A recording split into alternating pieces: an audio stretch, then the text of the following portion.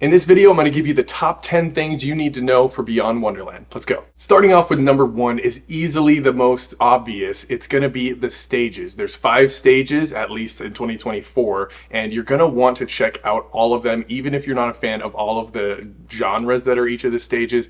They're definitely really cool, so you might as well go see what they look like. Number 2, there are photo ops everywhere. There are so many cool little art displays and little things to take pictures in front of them, so definitely check the map because they're all over with little pinpointed icons and you'll know where to see where they are. Number 3 are the art cars and sponsored booths. They're also going to be on the map. Things like Beatbox or other sponsors are going to have their own special experiences where you can go and either get free trinkets, little things that you can take home as a souvenir for free, or they're going to have some sort of game, fun experience, and I definitely recommend checking them out. Number 4 is going to be the merch booth. Definitely go check out the merch because Beyond Wonderland has some of the best designed music festival merch out there for sure. Number 5 are going to be the other installations and experiences that aren't necessarily listed as art installations, things like the Rabbit Hole, Mad Bazaar, and the Doorway. They've got a bunch of cool little interactive things to see and kind of look at and play with, and maybe even like a hidden stage where there's going to be a DJ playing, so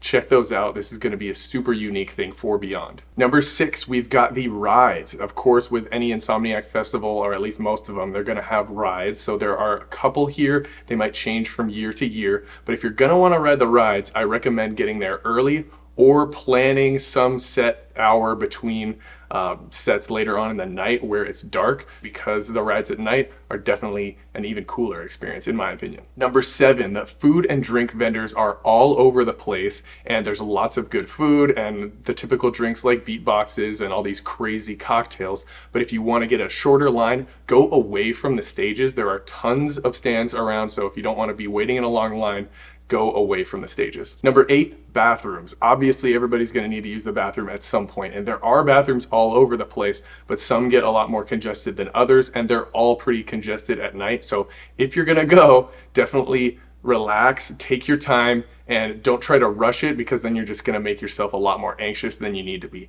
And secret tip, I know people won't want me to say this, but when you get to the bathrooms, try to go all the way in the back. The lower lines are going to be back there. Number 9 is the weather. You're going to want to look at the weather and plan accordingly. It can be around the high 60s, maybe low 70s during the day in March, but then also it can be about high 40s or mid 40s at night. So definitely have something warm to wear, have an emergency blanket if you want. You'll be warm in the crowd or under, the tents where the stages are, but at night when you're walking back, you're gonna be cold, so definitely prep for that. And the last one, number 10, is parking. They are gonna have, most of the time, parking lots on the Beyond website or posted on the Beyond Instagram. So check where those parking lots are in advance, and the earlier you get there, the closer the parking lot you're gonna get. Now, if you're gonna be using Ubers are incredibly expensive at the NOS Event Center. It's just how it is. So the only way to potentially avoid super high exorbitant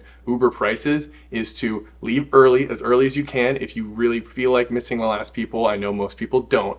And then the other piece is walk as far away as you can from the actual venue, and the Uber prices go down. My buddy who is an Uber driver was telling me that if you walk out of the kind of price hike zone, you can get an even better price. But you might be waiting a little bit longer. Just give that a shot. Trust me, I've done it before and it works. And the last thing, if you want to avoid Ubers, they do have shuttles. They might be sold out by now, but shuttles and the metro work. And if you're going from the metro to LA, or you could even take the metro a couple stops over and then Uber, and the prices will be down. So I hope this helped. If you have any questions, leave them down in the comments below. Let me know what your favorite one of these tips is and what you're most excited to see. I hope to catch you outraging. Peace.